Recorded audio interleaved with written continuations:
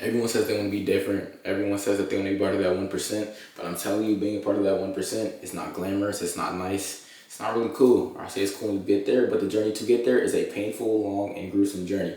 Keep it 100% transparent.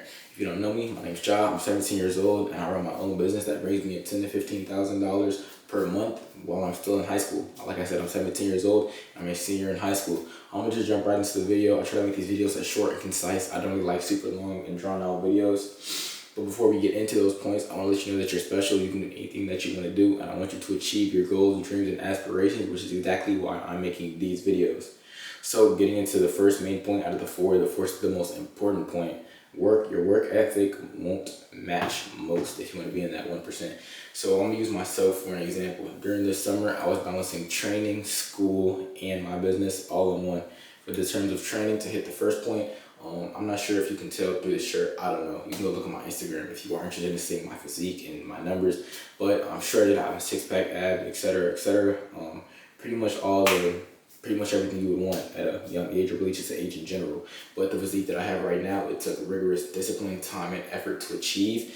And it wasn't easy. It wasn't fun. The reps still burn. The reps still hurt. But the result that I got from it is great.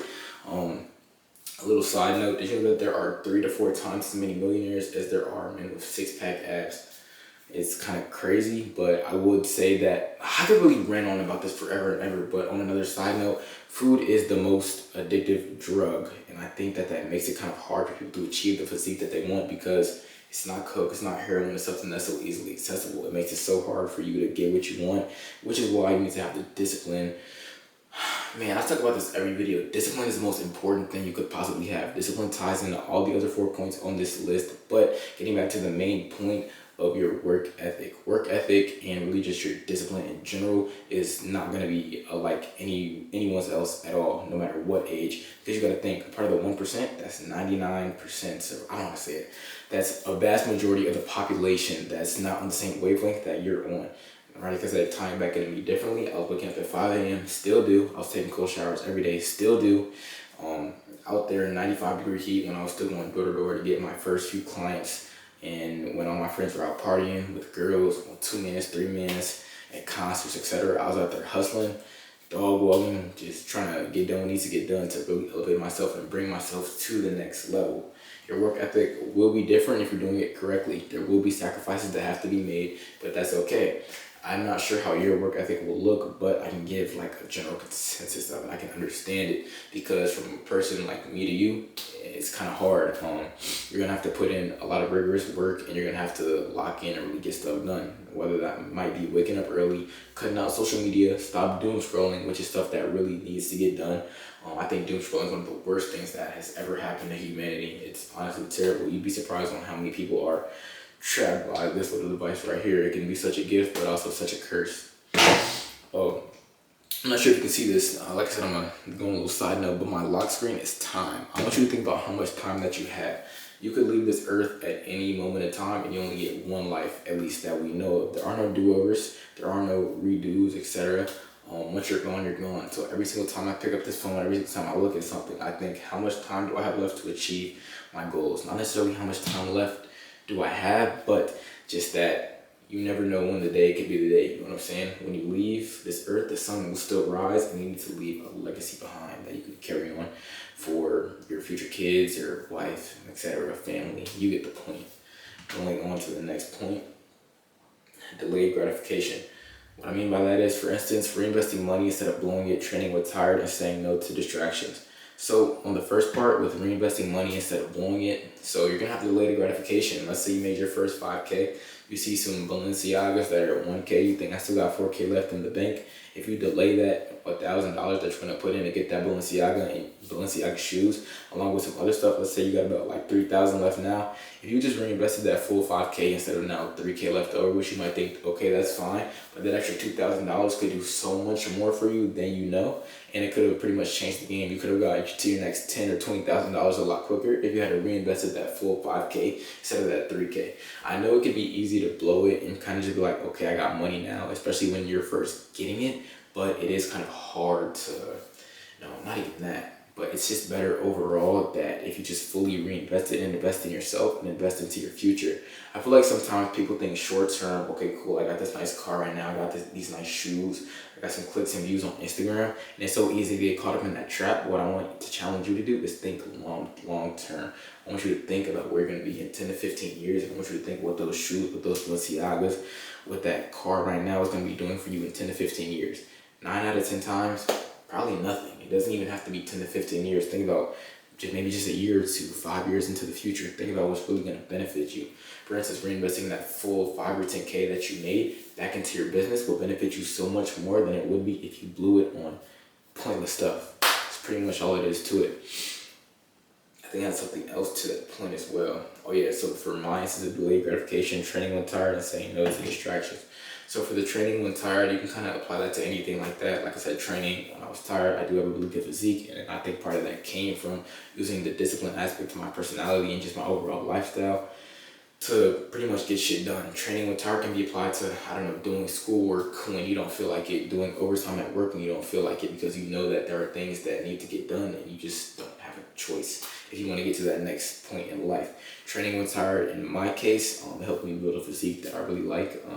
I think other people enjoy it too, like girls. I'm not really finna get like all that. I'm not even worried about all that stuff right now, but you get the point, you know what I'm saying? And saying no to distractions, I did cover that in my last video, so I'm not really gonna dwell into that right now. As you can go watch the previous video, I did cover the distractions portion of that and that, but I'll always revisit it in a later video. For my third point is physical plus mental grind. Like I said, I tie in a lot of things to my physique as well as what I did up here. I'll say about 3 to 4 months ago, I definitely did not have the mental capacity and the mental strength that I have right now. It all starts up here. Even in sports, you'll hear people say that it's 90% mental, 10% physical. You can just have that dog in you to get stuff done and just to always show up every single day. You're going to be set in life. That's why I challenge you to just lock in and get it done whenever you need to get it done.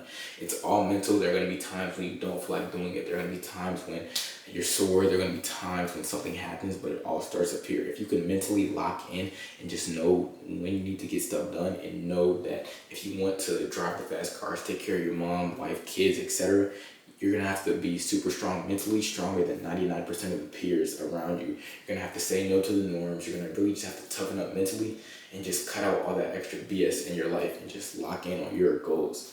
And that ties into my next point, the loneliness of the path.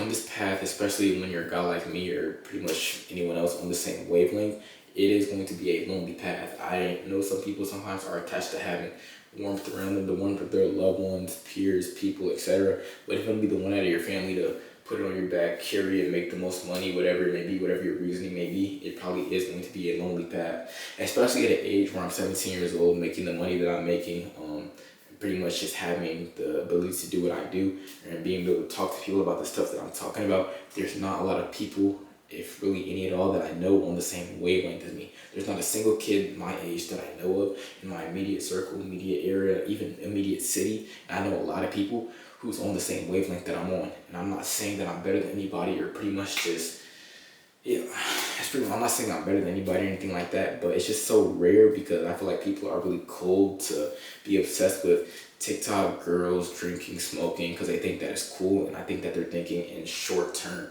I want you to think long term. I want you to think how you're going to take care of your friends, family, kids, whatever it may be, and live the life that you want to live. People constantly, I guarantee probably today or in the last week, you saw something on this phone that you wanted. You saw something, you saw someone living a life that you wouldn't mind living or having, you know what I'm saying? And it's kind of just sad to see that people just aren't as a collective on that wavelength. Most people aren't self-conscious. Most people aren't, not self-conscious, I'll say self-aware. They aren't really thinking long-term, like I said, and it's kind of sad. But if you're watching this video, then that means you are potentially going to be a part of that 1%. Well, to be honest, if you already are and you actually take action and stay with the action and stay disciplined to get done what you need to get done so you can change your life for the better, you already are part of that 1%. Even if you don't see the effects of it right away, that still means you're such an important, well, everybody's important, but that means you're such a different type of person to be able to get something like that done, because it's just not normal in today's society at all. I believe that was my last point for the video. Yep, it was. just the closing points for the video. Being the 1% is about money or clout. It's about doing the things that the 99% of people won't, and that's what separates you. So you might think, okay, cool, those rappers have so much clout, money, and fame, etc. But that's not really what it's about. Even with those guys who have that money, they did stuff that other people wouldn't feel like doing. You see, for instance, Olympic bodybuilders, you think, okay, their physique is so nice, but they do stuff that 9 out of 10 times, 99% people, 99% of people wouldn't feel like doing. Going to the gym every single day, eating right, eating to a T, doing that. It takes extreme discipline, but the results and the looks that you get from people will pretty much speak for you. Let's say the YouTube videos. I know AB Academy, some guy, I watched some of his videos as well. He talks about great things. I believe he said he posted like 200 videos before one video took off. Right now, I believe I'm at around 18 to 20 videos on my channel. Who knows when I could take off? That's not even about the point, but it's just the fact that most people quit after 2 or 3 videos when they don't see traction going up. He went for a 200 video spree and just kept it going and kept it rolling until he finally caught traction. For you, that could be 5 videos, that could be 50 videos, that could be 300 videos, 1,000, whatever it may be. But it's just about having the discipline to keep on going and to get stuff done that you need to get done. That's all I got for you in today's video. Like I said, I'm Ja, 17 years old, and I'm here to motivate you and help you overall better your life. If you made it this far in the video, just make sure you drop a thumbs up and a like and a subscribe. I don't know, just subscribe. I'm not really too sure what else there is to say, but I appreciate you for tuning into the video. I've only made a couple videos so far, and I'm already at around 150 subscribers, so that's good. I mean, some people are liking what I'm saying, which is great. And overall, I want you to be the best person you could possibly be, and I'm here to support you on that. You can do anything you want to do. That's all I got for you in today's video. Ciao.